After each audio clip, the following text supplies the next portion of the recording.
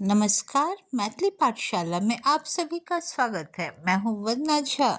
प्रणाम। मैथिली पाठशाला में अहाँ सब गोटेक स्वागत अछि। हम छी वंदना झा। आज हम सब्जियों के नाम सीखेंगे, लेकिन उससे पहले इस चैनल को सब्सक्राइब अवश्य करें। आइ हम सब तरकारी सबक नाम सीखबे, मुदा ओहिसँ पहिने इस चैनल के सब्सक्राइब अवश्य करू। आप शुरू करै छी।